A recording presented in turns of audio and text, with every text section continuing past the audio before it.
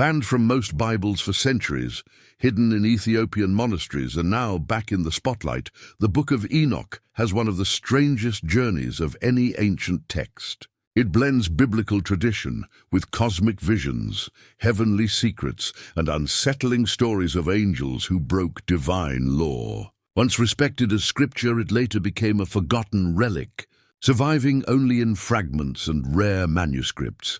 In this exploration, we'll take an unbiased look at the Book of Enoch, where it came from, what it contains, and the stories that make it so unique. No wild speculation, just the text itself, its historical backdrop, and the details that set it apart from anything else in the biblical world.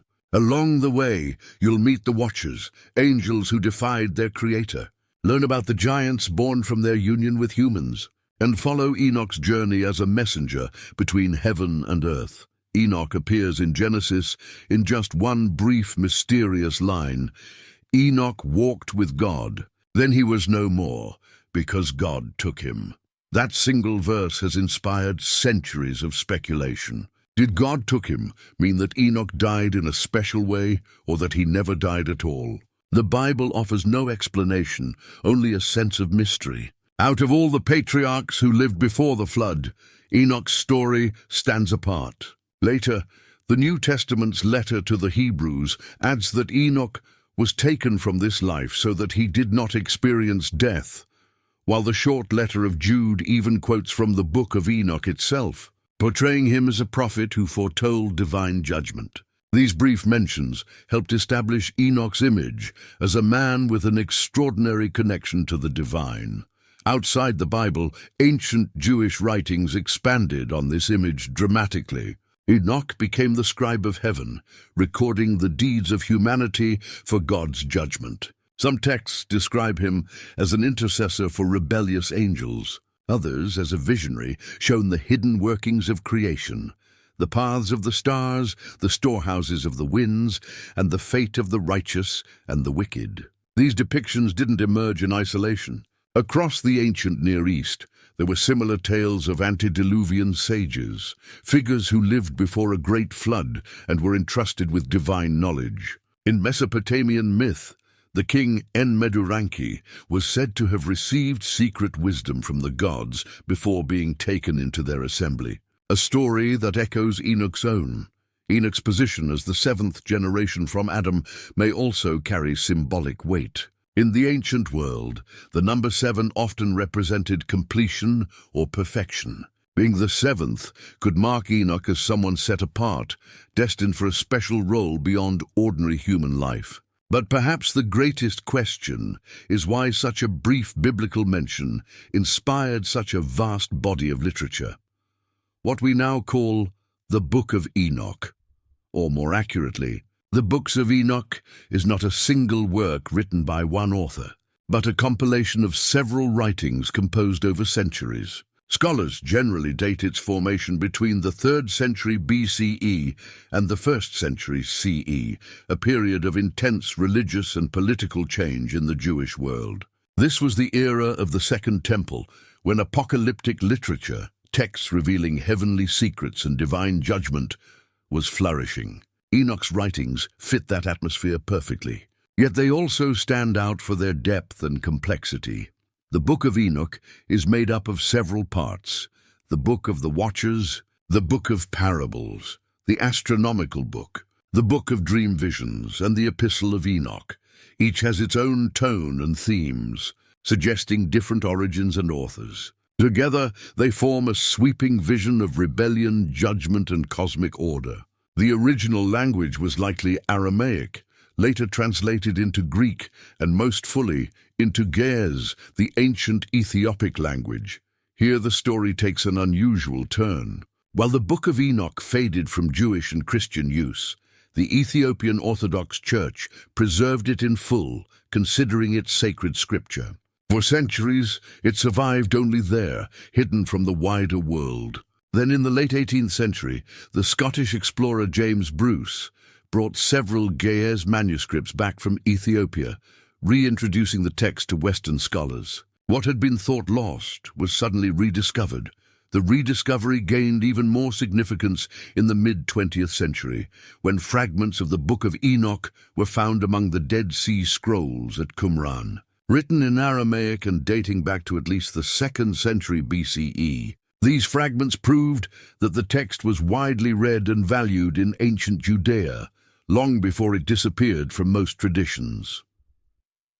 Understanding the Book of Enoch also means understanding its world. Second Temple Judaism was diverse, full of debate about law, purity, and the nature of divine justice. People lived under foreign rule and looked for meaning in visions of cosmic order and heavenly judgment. In that context, Enoch's story of angels who fell, of hidden knowledge, and of a righteous man taken to heaven offered both warning and hope.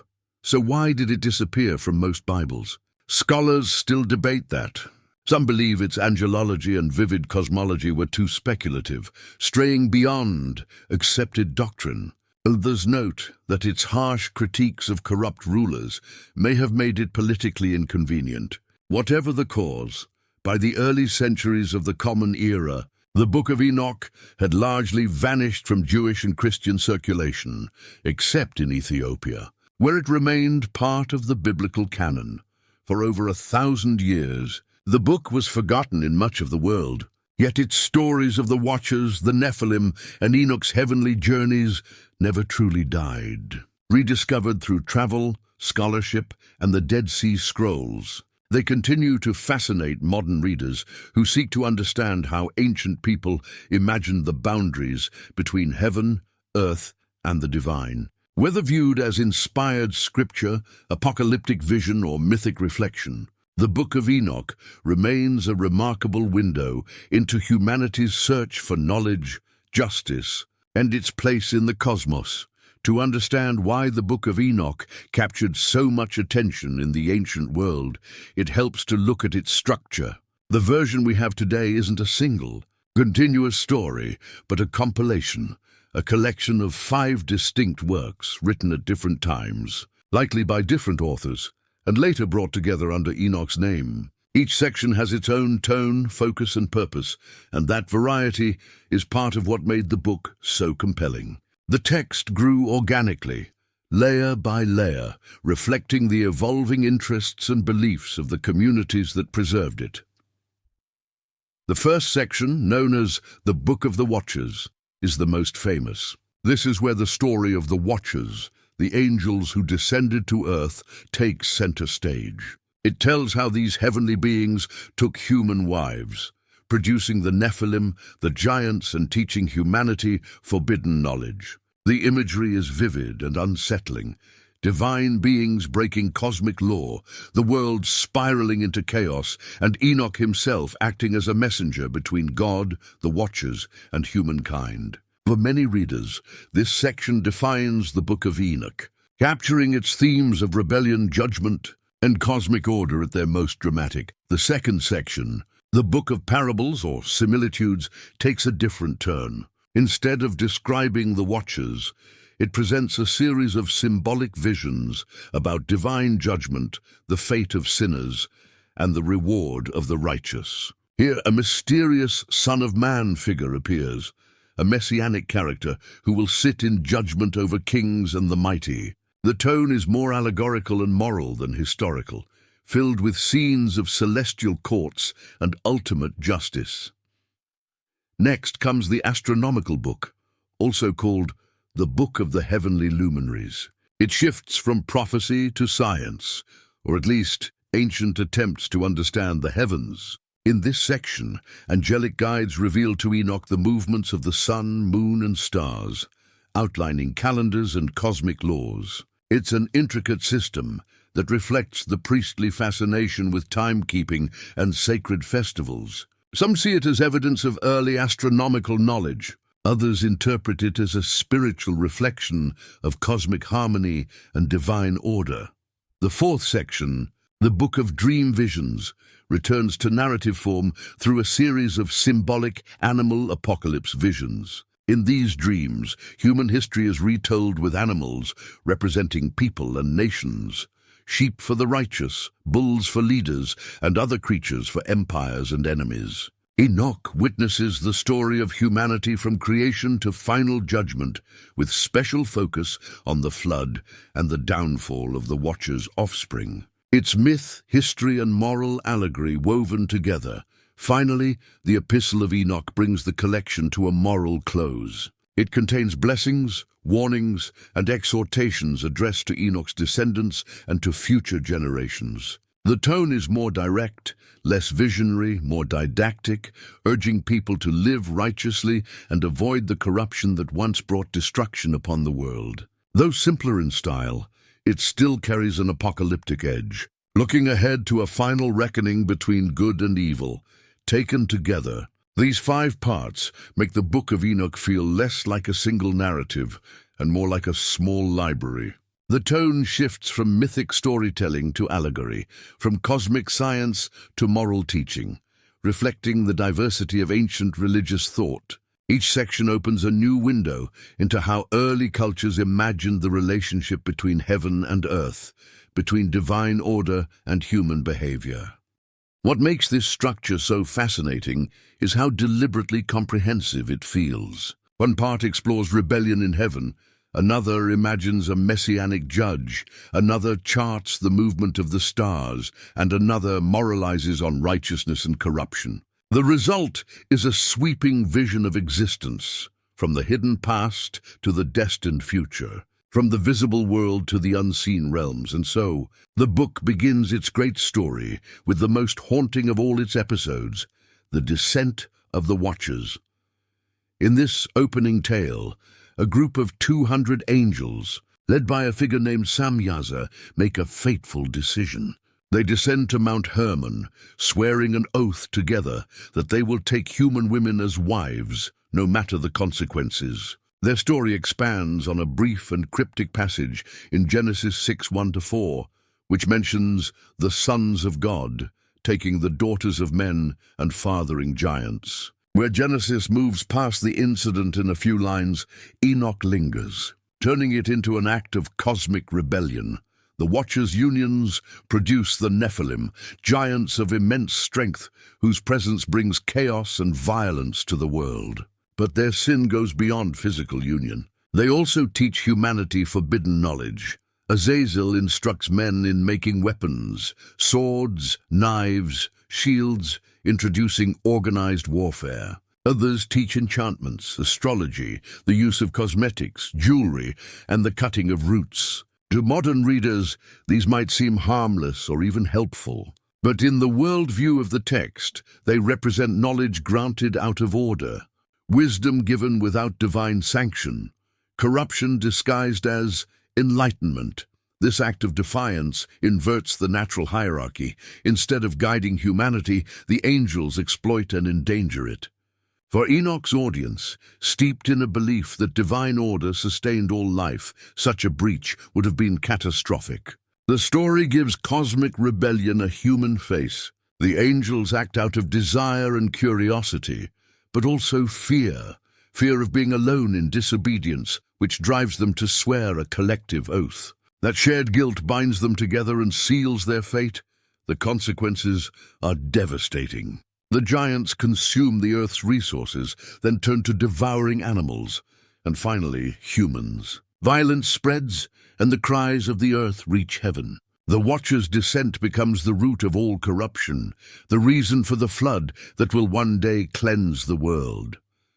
Scholars have long debated what inspired this story. Some see it as a mythic retelling of a cultural upheaval, when new technologies or social changes arrived suddenly in the ancient Near East.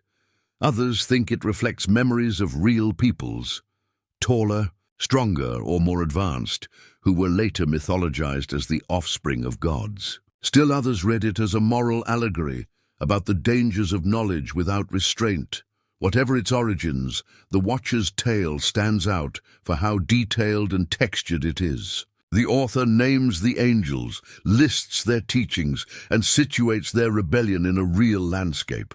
Mount Hermon, a place already known in antiquity for its sacred associations. The specificity gives the myth weight and realism. We can imagine the first weapons forged, the stars being mapped, The allure of ornament and enchantment, all symbols of humanity's accelerating power and its moral cost. The story's message is subtle but profound. Knowledge itself is not evil, but its misuse can destroy the balance between heaven and earth. In the end, The Watcher's fall is both cosmic tragedy and human warning, a tale about the price of overstepping divine boundaries, and about how even celestial beings are not immune to temptation. Without this episode, the rest of the Book of Enoch would have no foundation. It explains why judgment must come, why Enoch becomes the intermediary, and why the world itself needs renewal. The Descent of the Watchers remains one of ancient literature's most haunting attempts to grapple with the origins of evil, the dangers of forbidden wisdom, and the fragile line between enlightenment and ruin. As the story turns from the descent of the Watchers to the giants they produced, the mystery only deepens. Were these giants meant to be understood literally, towering beings who once walked the earth, or were they symbols of something else? Perhaps they represented empires, warrior elites, or overwhelming forces that dominated early human life. Whatever the interpretation, the Watcher's decision to cross the boundary between heaven and earth sets the stage for one of the most dramatic confrontations in ancient religious writing, a conflict that reshapes the world itself. When the Watchers took human wives, their unions gave rise to beings outside the natural order, the Nephilim. In the Book of Enoch, these giants are described as immense in both size and appetite, their existence a living consequence of angelic rebellion. At first, their strength and stature seem almost divine, but their power quickly becomes destructive. The text portrays them as consuming the earth's resources at a staggering rate, grain, livestock, wild animals, until their hunger drives them to devour humans. Violence becomes their defining trait, and their ambition turns the world into a battlefield. These are not isolated monsters, but organized, warlike entities whose conflicts spill into human realms, leaving bloodshed and ruin in their wake. The image of the Nephilim as beings of insatiable hunger and uncontrolled power is not unique to Enoch. Across world mythology, similar figures appear. The Gigantes, who rebel against the Olympian gods in Greek myth. The Jötnar of Norse tradition, destined to bring about Ragnarok. And the giant cannibals of certain Native American stories, creatures of immense strength who threaten the order of the world. These parallels don't prove a shared origin, but they suggest a recurring human fascination with beings who are too large, too powerful, too uncontrollable. In Enoch's vision, the Nephilim embody the ultimate imbalance between creation and corruption. As their violence spreads, even the natural world cries out. The earth itself groans under the weight of their destruction, a powerful image of nature protesting its own violation. Those cries reach heaven, prompting divine judgment. What follows is a celestial reckoning. The Watchers are bound, the giants destroyed, and the world prepared for a flood that will erase the contamination of their age. In this sense, the giants are more than physical threats.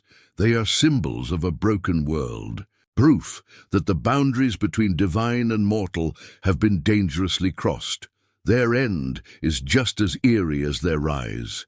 They are not merely killed, they are erased. Later traditions suggest that their spirits, cut off from their bodies, linger on earth as restless, malevolent forces, the origins of demons in some interpretations. The story blurs the line between myth and theology, turning the Nephilim from monstrous bodies into disembodied evil.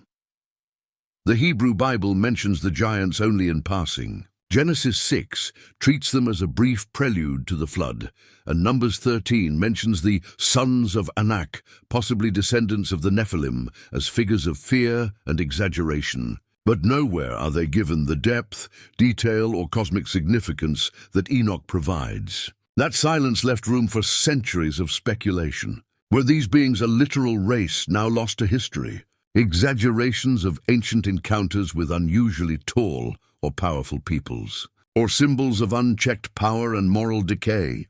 Archaeological curiosity has kept the fascination alive. Megalithic ruins, oversized tools, and ancient myths about giants have all been tied, often speculatively, to the Nephilim legend. Mainstream scholarship rejects any direct evidence, but the myth's endurance speaks to its ambiguity. The Book of Enoch gives us names, actions, and consequences, but never a definitive answer as to what the Nephilim truly were. In that ambiguity lies the power of the story.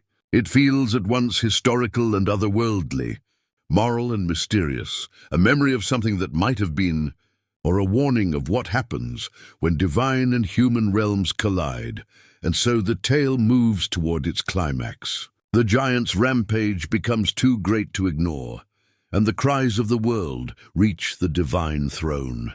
Judgment is no longer abstract, it's imminent. The destruction they unleash calls for a correction of cosmic order, a rebalancing that can only come through catastrophe. The Book of Enoch presents this judgment not as a distant decree, but as something direct and personal, carried out through a single chosen messenger, Enoch himself. It is a striking reversal. Angels who once ruled the skies now wait for a human to announce their fate. God appoints Enoch as the intermediary, commanding him to deliver the verdict to the watchers. When Enoch speaks, it is with the authority of heaven itself, but through mortal lips, a poetic inversion of the hierarchy they defied. The message he delivers is final. The watchers' petition for mercy is rejected. There will be no pardon, no reprieve. They are condemned to be bound in darkness until the day of final judgment, imprisoned beneath the mountains or within a deep abyss. A punishment echoed in myths from other cultures. In Greek tradition, the defeated Titans are chained in Tartarus. In Mesopotamian tales, rebellious gods are confined beneath the underworld. Enoch's vision fits within this wider ancient motif of cosmic rebellion and divine retribution. The punishment serves a larger purpose. It isn't simply vengeance, it's restoration. The Watcher's fall has shattered the harmony between heaven and earth, introduced forbidden knowledge, and unleashed chaos on humanity. By imprisoning them, the story suggests, creation itself can begin to heal. The imagery is stark and haunting. Beings of light cast into blackness, chained under mountains, swallowed by the earth they corrupted. For the people of Second Temple Judaism, this story carried powerful moral weight. It warned that even divine beings are subject to the moral order, that crossing sacred boundaries has consequences. It was also a reflection of real-world anxieties. Living under foreign empires and surrounded by pagan influences, the story's audience may have seen in the Watchers a cautionary mirror of human leaders and cultures that sought power and knowledge outside divine law. Enoch's role is unique. He is not only the messenger of judgment, but also a witness. He sees the fallen angels in their confinement and records their sentence. His visions give the story a documentary quality, as if he is reporting on cosmic events firsthand. The Watchers, once proud and powerful, now beg him to intercede for them, pleading for forgiveness. But their requests are denied. There is no appeal. Their punishment is both timeless and prophetic, reaching beyond their immediate downfall to the ultimate day of reckoning. In this way, the Book of Enoch ties their story to a broader vision of the end of days. The Watchers' fate becomes part of a cosmic timeline, their imprisonment lasting until the final renewal of the world. What began as an act of rebellion ends as a warning that echoes through apocalyptic thought in both Jewish and Christian traditions. Still, the story leaves open questions. Was it meant as a veiled critique of certain religious practices, astrology, sorcery, the pursuit of hidden knowledge? Or was it built from fragments of even older myths, tales of divine beings who once walked among mortals? The parallels across cultures are undeniable, yet Enoch's version is distinct. It turns myth into moral theology, blending cosmic drama with human meaning. From here, the narrative will shift once more, from the judgment of the Watchers to the cataclysm their rebellion brings about. The flood that follows is not merely a natural disaster. It is the reset of creation itself, the washing away of an age corrupted by forbidden union and knowledge. The world must be made new again, to cleanse the earth itself. In the middle of the Book of Enoch lies a section unlike the tales of rebellion, judgment, and giants that surround it. It's quieter, almost scientific in tone, yet no less fascinating. This is the astronomical book, sometimes called the Book of the Heavenly Luminaries. Instead of heavenly wars or angelic downfall, it offers a meticulous account of how the sun, moon, and stars move across the heavens, complete with precise calendars, cycles, and measurements. According to the text, the angel Uriel reveals this knowledge directly to Enoch. What follows reads like an ancient astronomer's log, descriptions of the sun rising and setting through various gates at the horizon, the changing lengths of daylight through the seasons, and the phases of the moon. The year, it says, consists of 364 days, 12 months of 30 days each, plus 4 extra days, one at the end of every quarter. This neat and symmetrical calendar ensures that each season begins on the same day of the week, a model of perfect celestial order. To ancient readers, this was more than a curiosity. A 364-day calendar offered a sense of harmony and divine precision. Festivals, harvests, and holy observances could all be timed without the irregularities of lunar months. But this system carried a hidden flaw. The solar year is roughly 365.14 days long. Without occasional adjustments, what we now call intercalation, the seasons would slowly drift. The astronomical book acknowledges this tension indirectly, dismissing other systems, especially lunar calendars, as errors against the divine pattern. Many scholars believe this reflects a real religious conflict. Some priestly groups, possibly including the authors of this text, saw their calendar as the only true one.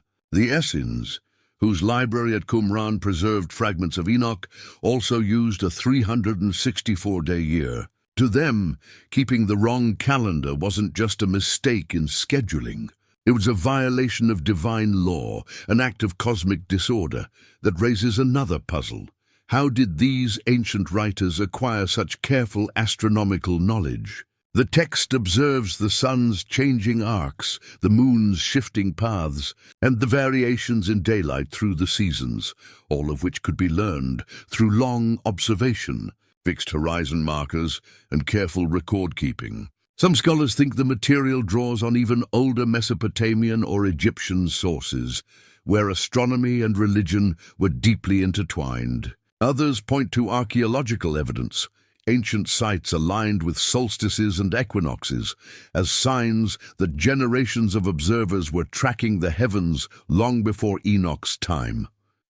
But within the story, these insights are not human discoveries. They are revelations from Uriel, the angel of the stars. This framing transforms observation into revelation. Timekeeping becomes a sacred act, aligning human life with the divine order of the cosmos. To follow this calendar is to live in harmony with creation itself. To deviate from it is to fall into chaos. The astronomical book doesn't stop with the sun and moon. It also describes the stars, their portals, and their movements, though in language that's often dense and repetitive. Some passages hint at constellations and seasonal star patterns, but they're always explained as expressions of divine law rather than scientific curiosity. The heavens are portrayed not as random, but as deliberate, every motion a sign of divine intent. It would be easy to read this section as a farmer's almanac dressed in sacred language, but within the Book of Enoch it serves a deeper purpose. Where the Watchers brought forbidden, corrupting knowledge, Uriel brings pure, righteous knowledge, truth meant to restore order. In that sense, this is the moral counterpart to the earlier rebellion, the difference between knowledge that defies heaven and knowledge that reflects it. Yet a mystery remains. If this solar calendar was so important to certain Jewish groups, why did it fade from later traditions? Eventually, the lunar solar calendar used in Jerusalem became dominant. When the Second Temple fell in 70 CE, the debate disappeared with it. Still, In the astronomical book, we can hear echoes of that ancient dispute, a passionate insistence that the true calendar is not just about marking days, but about living in step with the universe's divine rhythm. Whether you see it as theology disguised as science or science clothed in theology, the astronomical book offers a rare glimpse of how ancient minds connected the stars above with the moral order below. It leaves us wondering how much of its system came from revelation and how much from generations of careful, earthbound observers watching the same sky we see today. From here, the text shifts again, from measured observation to dreamlike vision. The next section, the parables or similitudes of Enoch, returns to cosmic drama, but in a different register. It tells of judgment, restoration, and a mysterious figure who stands at the center of both, the Son of Man. These parables unfold as three great visions, each layered with meaning. The first depicts a divine courtroom, where the rulers and oppressors of the world are brought to account. The mighty are humbled, and the righteous, long trampled by injustice, are exalted. It's a radical reversal of earthly order, one that must have resonated deeply with people living under empire. The second parable introduces the Son of Man, the chosen one who has been hidden with God from the beginning of time. He is both judge and savior, a light to the nations, a refuge for the righteous, and the instrument through which creation itself is renewed. The language here is strikingly similar to passages later echoed in the New Testament. The Son of Man coming in glory, seated on a throne, separating the just from the unjust. These parallels have led scholars to debate whether Enoch directly influenced early Christian thought or whether both drew from a shared current of Second Temple Jewish expectation. Either way, the imagery is unmistakably apocalyptic, brimming with hope for justice and renewal. The third parable widens the scope even further. Judgment now encompasses not just humanity, but the entire cosmos. Mountains tremble, seas shift, and the hidden powers of creation are revealed. It's not only about punishment, it's about restoration, the mending of a broken universe. Stylistically, the parables feel more reflective and moral than the earlier sections, suggesting they may have been written later as messianic ideas were evolving. The Son of Man here is more than human, yet not fully defined, leaving room for readers to project their own hopes and interpretations onto him. And then comes the enduring question: if this section resonated so strongly with ideas that later shaped Christianity, why was it excluded from most biblical canons? Perhaps it was too speculative, too open to interpretation, or perhaps its popularity among certain sects made it suspect to others. Whatever the reason, the parables of Enoch remain one of the most fascinating crossroads in ancient religious literature, where Jewish apocalyptic vision and early Christian imagery nearly meet. From here, Enoch's journey turns inward again. The visions become stranger, more symbolic, animals standing for nations, history told in dreams. In these next passages, the boundaries between prophecy, allegory, and cosmic myth blur completely. The text moves from the moral order of heaven to the mysterious patterns of the world itself, leading us deeper into the dreamlike core of Enoch's revelations. The first vision in the Dream Vision section is an epic retelling of human history, but told in a way that feels both familiar and strange. Instead of naming kings, nations, or empires, Enoch describes entire peoples as animals: sheep, bulls, birds, and wild beasts. Each type of creature represents a different group in this grand symbolic drama. The story begins with Adam and Eve, portrayed as white bulls, and moves forward through generations, depicting the rise of Israel, its struggles, and its encounters with foreign powers. This choice of animal symbolism may have been more than a literary device. It could have served as a kind of coded language. In a time when open political criticism could be dangerous, writing in allegory allowed the author to comment on real-world conflicts while staying beneath the notice of authorities. Those in the know could recognize which animals represented which nations or leaders, while outsiders might see only a strange fable. As the vision unfolds, the animal world grows increasingly chaotic. Sheep often symbolize the faithful, while darker, predatory beasts represent the oppressive empires that attack, scatter, or enslave them.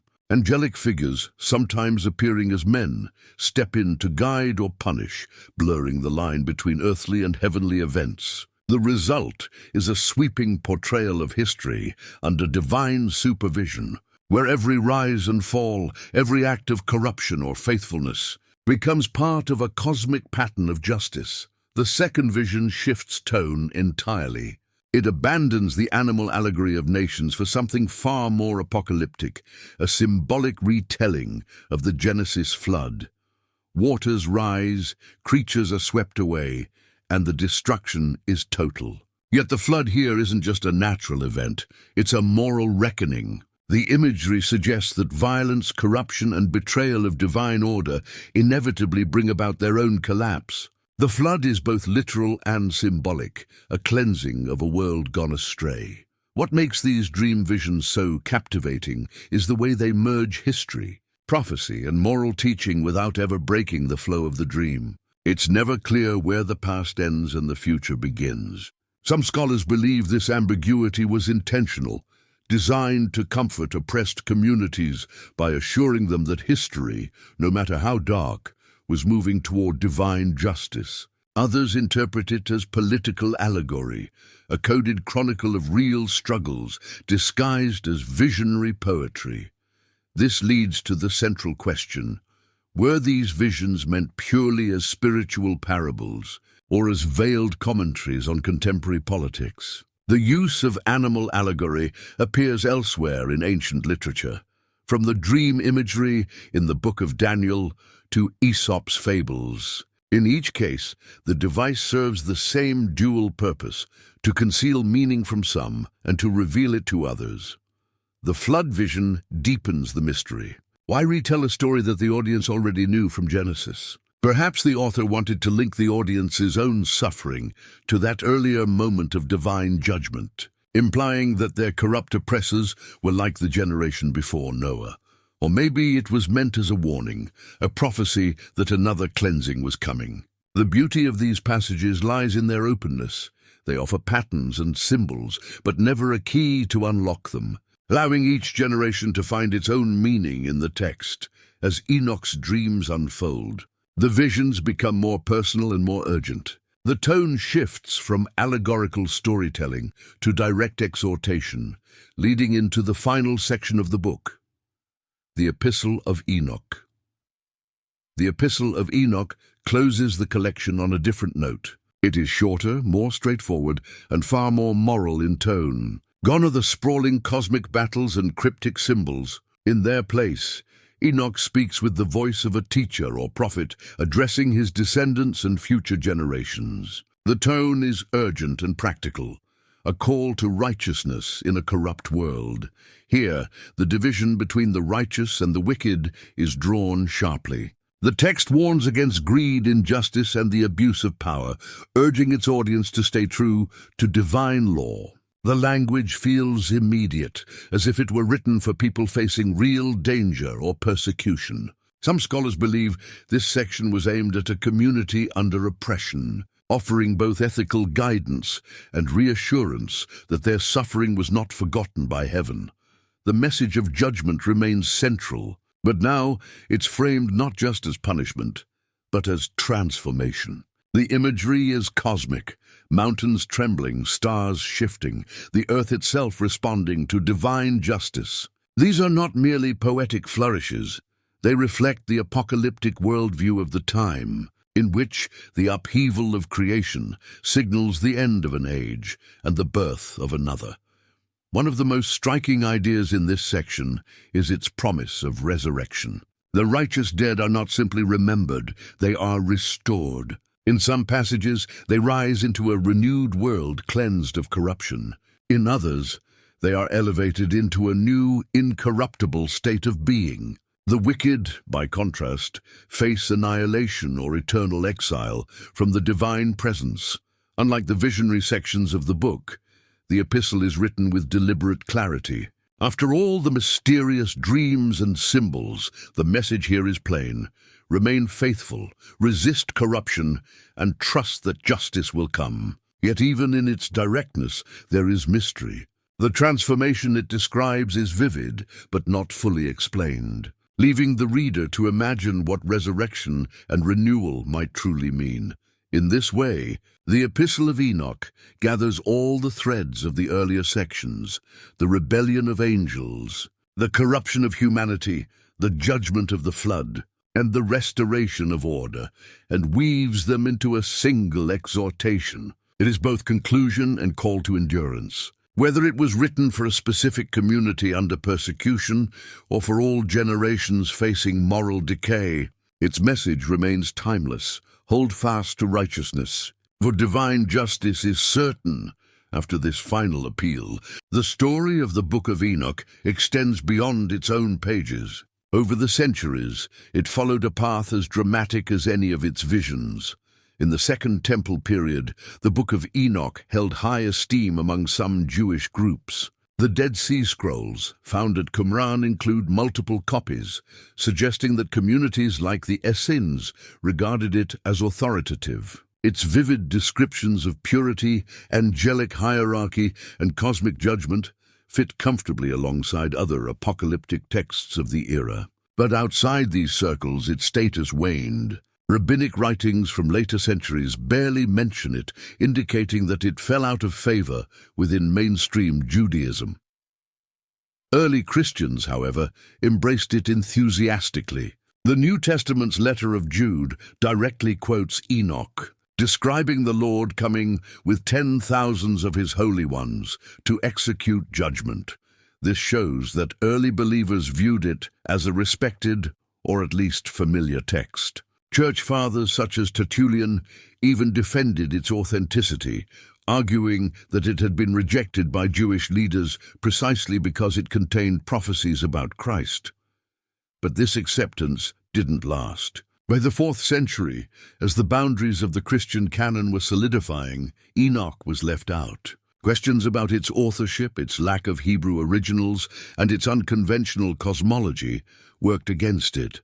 Over time, it vanished from mainstream Christian and Jewish traditions, preserved only in scattered fragments and quotations, yet in one remarkable place it survived intact. In Ethiopia, the Book of Enoch continued to be copied, read, and revered. The Ethiopian Orthodox Tewahedo Church preserved it in full, in the ancient Ge'ez language, as part of its biblical canon. When European explorers rediscovered it in the 18th century, it was through Ethiopian manuscripts that had safeguarded it for over a millennium. How and why Ethiopia became the last refuge of Enoch remains uncertain. Some suggest early Christian missionaries carried it south before it was suppressed elsewhere. Others believe it was preserved through ancient Jewish communities already established in the region. Whatever the path, the result is astonishing. A text once revered, then rejected, forgotten by most of the world, yet kept alive in a distant highland tradition. It leaves one final question hanging in the air. Was Ethiopia's preservation of the Book of Enoch a historical accident, or a deliberate act of faith, a decision to keep alive a vision that others found too dangerous or too mysterious to include? Whatever the answer, the story of Enoch has outlasted empires, councils, and centuries of silence. From its ancient visions of angels and cosmic order to its rediscovery in modern times, it continues to speak to something deep in the human imagination, the search for meaning between heaven and earth, and the conviction that even in chaos, divine order waits to be revealed. There was never a single reason the Book of Enoch was left out of most Bibles. Its exclusion came from a web of theological unease, practical issues, and political choices about which voices would be allowed to define sacred truth. And as in many such cases, the official explanations may not tell the whole story. One of the clearest points of tension lies right at the heart of the book, the story of the Watchers, the angels who descend to earth, take human wives, and produce the Nephilim giants. This isn't a minor subplot. It's the central drama of Enoch's opening section. For mainstream Jewish and later Christian authorities, that story posed serious theological problems. Could angels really fall? Could divine beings transgress so drastically? And if they could, what did that say about the created order and God's control over it? By the time the biblical canon was being formalized, such ideas clashed with a growing insistence on angelic purity and heavenly perfection. Enoch's raw portrayal of rebellion in heaven made it too dangerous to include. The messianic imagery in the parables of Enoch added another layer of complexity. These passages describe a son of man who exists before creation and will one day sit in judgment over kings and nations. For Jewish leaders defining their faith in contrast to the rising Christian movement, this language sounded uncomfortably similar to Christian claims about Jesus. For early Christians, on the other hand, the problem was the opposite. The text never identifies this Son of Man as Jesus, and its apocalyptic details could be interpreted in ways that didn't align with official doctrine. Both sides found it problematic, though for different reasons. Even the astronomical book created friction. Its insistence on a 364-day solar calendar directly contradicted the lunar solar calendar used in the Jerusalem temple. In the Second Temple period, calendar disputes weren't mere technicalities, they were theological battlegrounds. The Qumran community, who revered Enoch's writings, viewed their calendar as divinely revealed and the temples as corrupt. Including Enoch in the canon would have been tantamount to taking sides in a live religious conflict. Practical issues didn't help. The Book of Enoch is long, far longer than most biblical texts, and clearly composite, with different sections written in different styles and eras. It lacked the unified voice of a single prophet or author, making it hard to categorize. For canon builders seeking clarity, consistency, and manageable size, it was an awkward fit. And then there were the politics. Deciding what counts as scripture is never just about belief. It's about authority. Canonization defines who gets to interpret the divine and who doesn't. Enoch's elaborate visions, detailed angelology, and harsh condemnations of corrupt rulers could be seen as empowering to those outside the official hierarchy. Too subversive, too open-ended. A text that granted divine revelations to a figure operating entirely outside temple or church structures was inherently destabilizing to established authority. Finally, there was the suspicion, then as now, that Enoch was excluded because it revealed too much. It filled in the tantalizing blanks left in Genesis, who the sons of God were, what they did, and why the flood came. For some, that was precisely the problem. It said the quiet part out loud. Whatever the mix of motives, doctrinal discomfort, political caution, or sheer historical accident, the result was the same. The Book of Enoch faded from the biblical world and slipped into obscurity for over 1,000 years.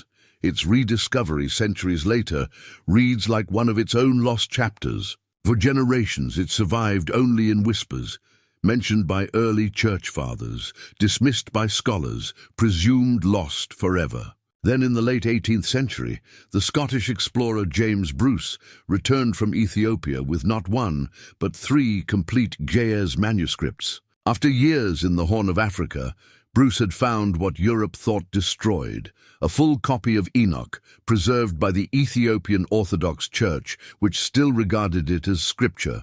2 of Bruce's copies went to major European libraries. The third he kept for himself. For the first time in over a millennium, scholars could read the entire text that Jude had once quoted. But the true breakthrough came almost 2 centuries later. Between 1947 and the early 1950s, the discovery of the Dead Sea Scrolls changed everything. Among the thousands of ancient fragments found in the Qumran caves were Aramaic copies of the Book of Enoch, proof that it had been widely read and deeply valued long before Christianity existed. It wasn't a medieval forgery or an Ethiopian curiosity. It was a genuine product of Second Temple Judaism. These discoveries transformed Enoch from legend to history. For scholars, it opened a window into early Jewish thought, revealing how ancient communities understood angels, evil, and divine justice. For theologians, it raised unsettling questions about the boundaries of the canon, who decided them, and what was left out. For archaeologists, it connected a living Ethiopian tradition to the material world of Judea 2,000 years earlier. Outside academia, the rediscovery took on a life of its own. Its stories of celestial beings, forbidden knowledge, and giants captured the imagination of mystics, occultists, and modern theorists. Early theosophists saw it as a lost key to divine wisdom. Later, it inspired ancient astronaut speculations about extraterrestrial contact. These interpretations often stray far from the text's context, but they show how powerfully its imagery endures. As scholars examined the Aramaic fragments from Qumran, they found that Enoch was not a single frozen text, but a living, evolving tradition. Different copies showed small variations in wording and structure, suggesting that scribes adapted and expanded it over time. Linguistic analysis revealed that it circulated widely, its language bearing marks from multiple regions and eras. And the gaps were just as revealing as the fragments themselves. Some sections of the Ethiopian version have no surviving Aramaic equivalent, raising the possibility that parts were added later, or that other. Still buried caves may hold missing pieces, even in fragmentary form. The care with which these scrolls were copied shows how highly they were valued. The parchment quality, line ruling, and precise handwriting match the craftsmanship reserved for canonical scripture. Whatever their differences, these ancient communities regarded Enoch as sacred, yet we still read it today through a series of translations, Aramaic to Greek, Greek to Ge'ez, and finally to modern languages. Each step inevitably shifts meaning. Astronomical terms, angelic titles, even numbers can warp in transit. Without a complete early manuscript, every modern reading is, in a sense, a reconstruction, a best guess at what the original once said. That uncertainty fuels one last tantalizing question. If an intact early Aramaic copy were unearthed tomorrow, sealed in an unexcavated cave or hidden in a forgotten library, would it match the Enoch we know or reveal something entirely different? In a way, that lingering mystery defines the Book of Enoch itself. It has always existed at the edge of revelation, half scripture, half secret. Its story mirrors its content, angels crossing forbidden boundaries, truths buried and uncovered, knowledge both divine and dangerous. From a single line in Genesis, Enoch walked with God, and then he was no more. It grew into one of the most imaginative and unsettling works of the ancient world. Rejected, lost, rediscovered, and endlessly debated, the Book of Enoch endures because it refuses to close the circle. It doesn't give every answer. It invites us to keep asking. Maybe that's its truest purpose, to make us look closer at the boundaries between heaven and earth, knowledge and mystery, faith and imagination, blending biblical tradition with cosmic visions, heavenly secrets, and unsettling stories of angels who broke divine law. The Book of Enoch has one of the strangest journeys of any ancient text. Once respected as scripture, it later became a forgotten relic, surviving only in fragments and rare manuscripts hidden away in remote monasteries. In this exploration, we'll take an unbiased look at the Book of Enoch, where it came from, what it contains, and what makes it unlike anything else in the biblical world. No wild theories or speculation, just the text itself, its historical context, and the details that set it apart. Along the way, we'll meet the Watchers, angels who defied their creator, learn about the giants born from their union with humans, and follow Enoch's extraordinary journey as a messenger between heaven and earth. In the book of Genesis, Enoch appears only briefly. One cryptic line reads, "Enoch walked with God. Then he was no more, because God took him." That single verse has fueled centuries of speculation. Did God took him mean Enoch died in a unique way, or that he never died at all? The text gives no explanation. Among the patriarchs of the ancient world, Enoch stands out for this mystery alone. Later biblical references add small but intriguing details. The letter to the Hebrews says Enoch was taken so that he did not experience death, and the short letter of Jude even quotes from the Book of Enoch itself, describing him as a prophet who foresaw divine judgment. These brief mentions established Enoch as a man uniquely close to God, but the Bible leaves the rest unsaid. Beyond Scripture, however, ancient Jewish traditions expanded Enoch's story dramatically. He became the scribe of heaven, the one who records the deeds of humanity for divine judgment. In some writings, he intercedes for fallen angels. In others, he is shown the mechanics of creation, the paths of the stars, the storehouses of the winds, and the fate awaiting both the wicked and the righteous. This transformation of Enoch into a cosmic figure didn't arise in a vacuum. Across the ancient Near East, cultures told stories of wise, pre-flood figures entrusted with divine knowledge.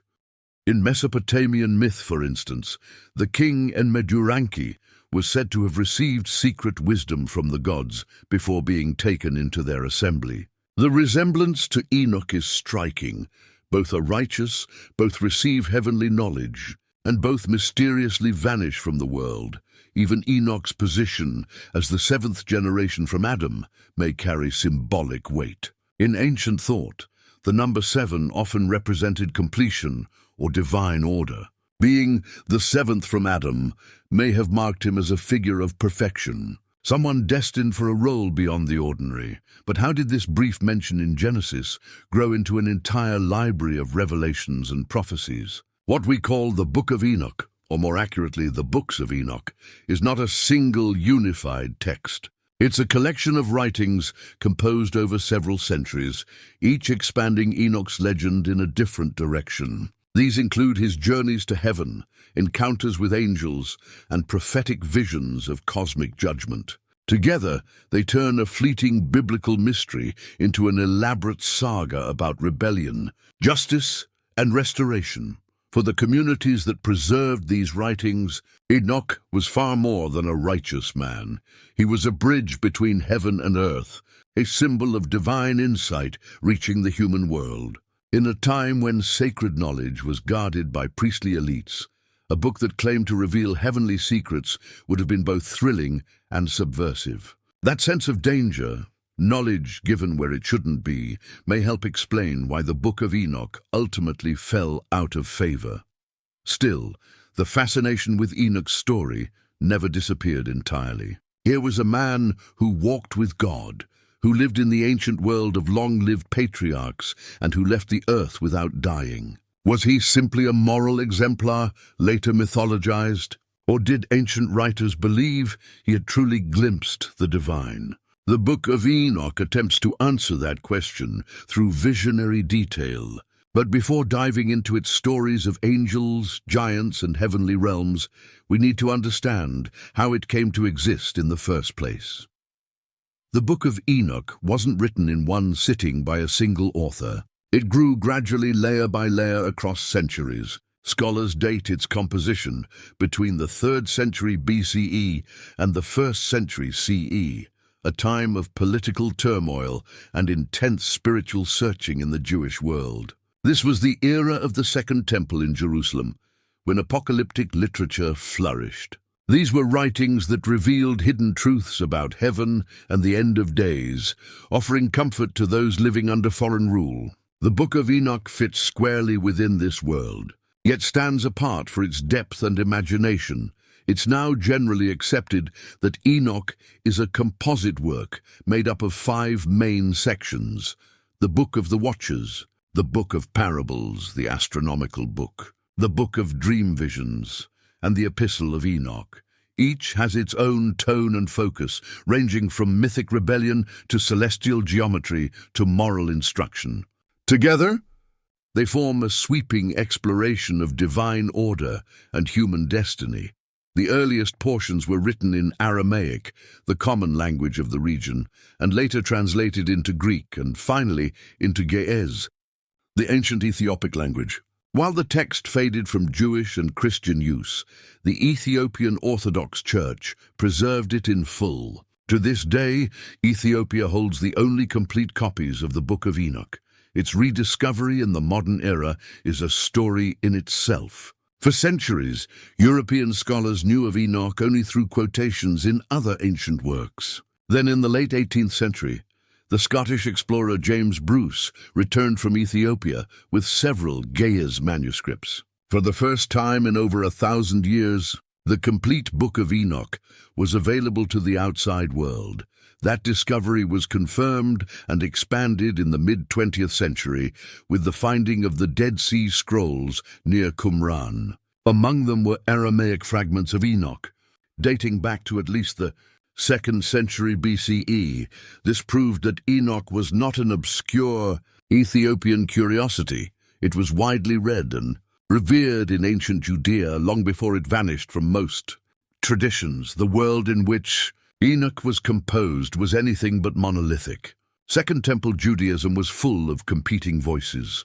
The Pharisees, Sadducees, Essenes, and others, all debating the right way to interpret Scripture and live under divine law. The apocalyptic visions of Enoch spoke directly to that diversity and uncertainty. For people struggling under foreign domination and moral corruption, its promise of judgment and restoration offered both warning and hope.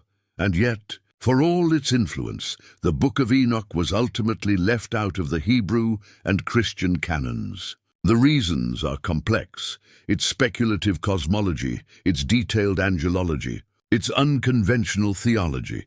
But one fact is clear: by the early centuries of the Common Era, Enoch had disappeared from mainstream Jewish and Christian circulation. For more than a millennium, it survived only in Ethiopia, quietly waiting for rediscovery. Now, its strange, layered history and visionary content invite us back into that lost world. To understand why it captured ancient imaginations so powerfully, we must look closely at its structure, because each section opens a different window into how early people imagined angels, the cosmos, and divine justice. The Book of Enoch as we know it today isn't a single continuous story, but a collection, a carefully layered compilation of 5 distinct works written across different times by different authors. Over the centuries, these writings were gathered under Enoch's name, each reflecting its own voice, purpose, and vision. This diversity is what gives the book its power. It isn't one narrative, but a chorus of perspectives that together create a sweeping vision of heaven, earth, and everything in between. The first and most famous section is the Book of the Watchers. Here, the central drama unfolds, the descent of a group of angels known as the Watchers, whose decision to abandon their heavenly station sets in motion the events that define the book's early chapters. Led by a figure named Samyaza, 200 angels descend to Mount Hermon, where they make a binding oath to take human women as wives, despite knowing the consequences. The mountain itself becomes a symbol of their rebellion, a sacred place turned site of transgression. This story expands on a brief and cryptic line in Genesis 6:1-4, which mentions the sons of God taking the daughters of men and producing the Nephilim, a race of giants. Where Genesis only hints, Enoch elaborates, transforming a few verses into a cosmic rebellion that reshapes the moral and physical landscape of the world. Bound by their oath, the Watchers descend and fulfill their pact. Their unions with human women produce children of immense size and strength, the Nephilim, beings whose appetites and ambitions grow beyond control. But the fall of the Watchers isn't just about desire. It's about forbidden knowledge. One of the angels, Azazel, teaches humanity how to forge weapons, swords, knives, shields, introducing the technology of organized warfare. Others reveal secrets of enchantment, astrology, cosmetics, jewelry, and the reading of stars. To modern eyes, these might seem like ordinary skills or early science, but in the worldview of the text, they are premature revelations, wisdom meant to remain hidden, given too soon and for the wrong reasons. Knowledge itself isn't condemned, but its misuse is portrayed as catastrophic. The implications of this act are profound. Instead of guarding humanity, the angels corrupt it. The balance between heaven and earth collapses. Violence spreads as the giants devour the land's resources, then turn on animals, and finally on humans. The earth cries out beneath the weight of their destruction, a cry that ascends to heaven and compels divine intervention. This story, shocking even in its own time, reverses expectations. In most ancient thought, angels or divine messengers were embodiments of order. Here they are its undoing. Their rebellion is both cosmic and deeply human, driven by desire, pride, and fear of isolation. Samyaza doesn't force his followers into sin. He fears bearing the guilt alone. The oath is a shared leap, a pact of mutual ruin that makes the story not just about heavenly rebellion, but about the psychology of collective wrongdoing. The detail in the text is what makes it so striking. We aren't simply told that knowledge entered the world, we're shown what kind. The making of weapons, the beautification of the body, the study of the stars, all acts of creativity that come with a cost. These specifics suggest the author was drawing on older cultural memories. In Mesopotamian myth, for example, sages called the Apkallu were said to have descended from the gods to teach humanity the arts of civilization before the Great Flood. The Watchers may be echoes of those figures, recast not as culture bringers, but as corruptors whose gifts come at a terrible price. Mount Hermon, where they swear their oath, anchors the myth in real geography. In the ancient Near East, this mountain, straddling the modern borders of Lebanon and Syria, was often seen as sacred, a liminal space between heaven and earth. By placing the rebellion there, the story situates the celestial drama within the physical world known to its audience. The Book of the Watchers captures the heart of what makes Enoch so distinctive. It fuses myth and morality, the human and the divine, into one continuous vision of order and collapse. For Enoch himself, this is where his role begins. He becomes the intermediary, the one chosen to speak for both sides, to carry messages between God and the fallen angels. Without this episode, the rest of Enoch's journey, his visions, prophecies, and cosmic revelations would have no foundation. The descent of the Watchers is the event that explains the corruption of the world and sets the stage for the flood that will cleanse it. But beyond theology or morality, the story also poses timeless questions. What happens when knowledge arrives before wisdom? When curiosity outpaces restraint? When power is used not to guide but to dominate? The Watcher's fall is not simply a tale of divine punishment. It's a meditation on the cost of crossing boundaries. Angels, like humans, are shown to have agency. They can choose rebellion, but they cannot escape its consequences. Their act ripples through creation, altering everything it touches, and as we turn from the descent itself to the beings it produced, the Nephilim, the giants whose hunger and violence overrun the world, the mystery only deepens. Were these giants meant to be taken as literal beings or as symbols of unchecked power and chaos? Whatever the case, the Watcher's rebellion marks the point where heaven and earth collide, setting in motion one of the most haunting dramas in ancient religious literature, a story of ambition, ruin, and divine judgment that would echo across centuries. Were the giants meant to be taken literally, or were they symbols of something larger, like empires, warrior elites, or unstoppable forces that once dominated human life? Whatever they represent, the Watcher's decision to step down from heaven unleashes one of the most dramatic conflicts in ancient religious literature, a clash that reshapes both earth and heaven. When the Watchers descend and take human wives, their unions produce something entirely outside the natural order, the Nephilim. In the Book of Enoch, they are described as giants, immense in size, strength, and appetite. Their very existence is a living sign of the angels' transgression, proof that the laws dividing heaven and earth have been broken. At first they seem awe-inspiring, towering over humanity, but their might quickly becomes monstrous. The text describes how their appetites grow insatiable. They consume the earth's food, its animals, and finally its people. Violence and domination become their way of life. Enoch doesn't portray them as lone monsters, but as armies, organized, warring powers whose conflicts devastate the world. Their rampage fills the earth with blood, and their wars spill into the human realm. Civilization collapses under their weight. The image is one of imbalance on a cosmic scale, beings too large, too hungry, and too violent for the world they inhabit. This theme isn't unique to Enoch. Myths of destructive giants appear across cultures. In Greece, the Gigantes wage war against the Olympian gods. In Norse tradition, the Jötnar are ancient, chaotic beings, destined to clash with the gods at Ragnarok. Even among Native American tribes, legends tell of giant cannibals defeated by ancestral heroes. These parallels don't prove the Nephilim existed, but they hint at something universal, an ancient human memory of forces that seem too vast and uncontrollable to be merely mortal. In Enoch's account, the violence of the giants becomes so overwhelming that the earth itself cries out to heaven. This personification of nature, groaning under corruption, marks the story's turning point. The cries reach God, who decides that the world must be cleansed. What follows is divine intervention on a cosmic scale.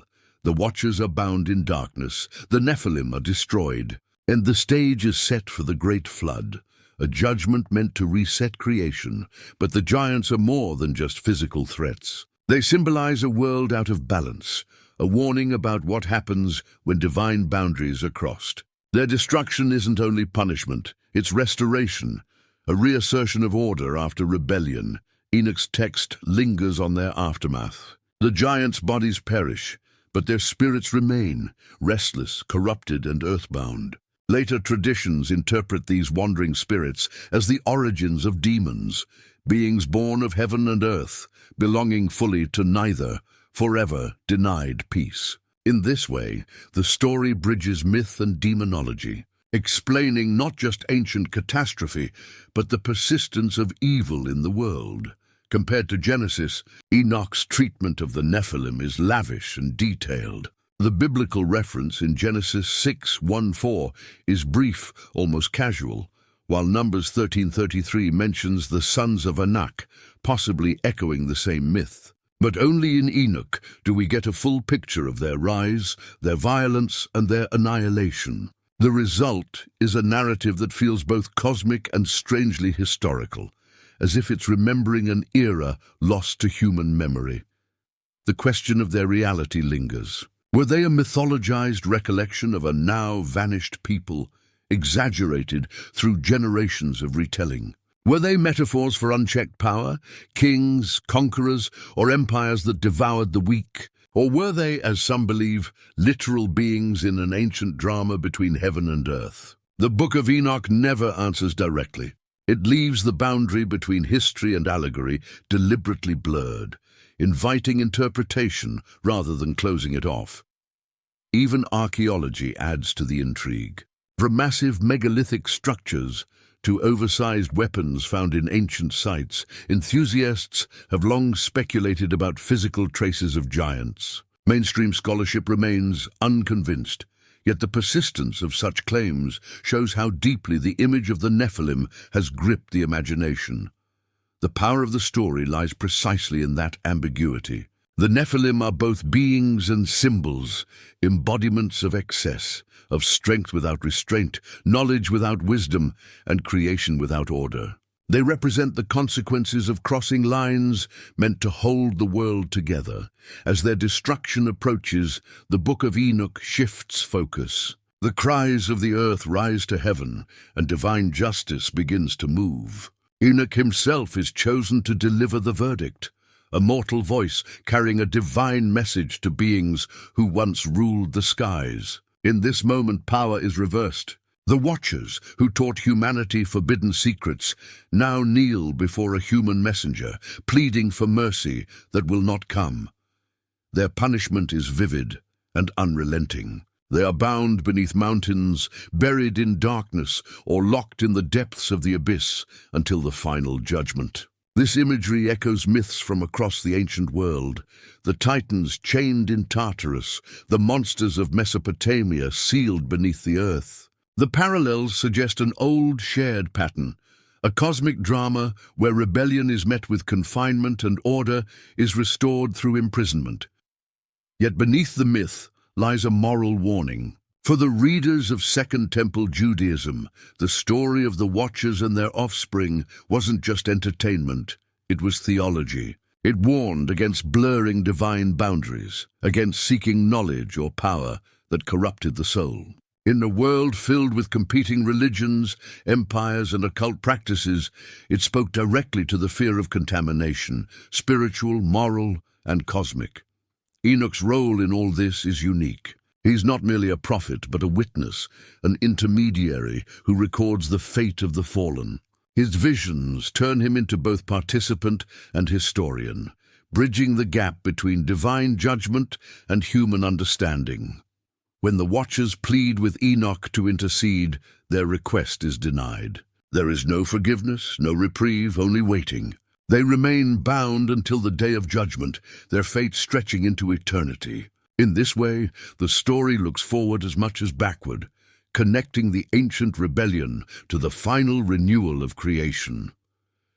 And yet, for all its apocalyptic gravity, a mystery remains. Was this tale simply a theological warning against forbidden wisdom and cultural influence? Or was it the echo of something older, ancient myths of divine beings who walked among mortals and paid the price? The Book of Enoch never says. It leaves us suspended between heaven and earth, between myth and memory. From here, the story widens. The corruption of the Watchers and the violence of their offspring have pushed creation to its breaking point. Now the response will come, not as another battle, but as a cleansing, a flood that will erase an age and begin the world anew. After the dramatic tales of fallen angels, giants, and divine judgment, the Book of Enoch shifts tone dramatically. The next section is quieter, more systematic, but no less captivating. This is the astronomical book, sometimes called the Book of the Heavenly Luminaries. Gone are the scenes of rebellion and punishment. In their place comes a careful, almost scientific account of how the heavens move. It reads like the work of an ancient astronomer, or a priest watching the skies in search of divine order. According to the text, the angel Uriel reveals to Enoch the precise workings of the sun, moon, and stars. What follows is a meticulous guide to the structure of the cosmos, measurements of the sun's passage through gates on the horizon, the changing lengths of days and nights through the seasons, and the cycles of the moon as it waxes and wanes. The calendar it describes is exact, 364 days, divided into 12 months of 30 days, with 4 extra days added at the turning of each season. It's a symmetrical system where every year begins and ends in perfect rhythm, each season always starting on the same day of the week. To ancient readers, this wasn't just mathematical curiosity, it was sacred precision. A 364-day year ensured that festivals and holy days would always fall in their proper places. The universe, in this vision, is a perfectly balanced clockwork of divine design.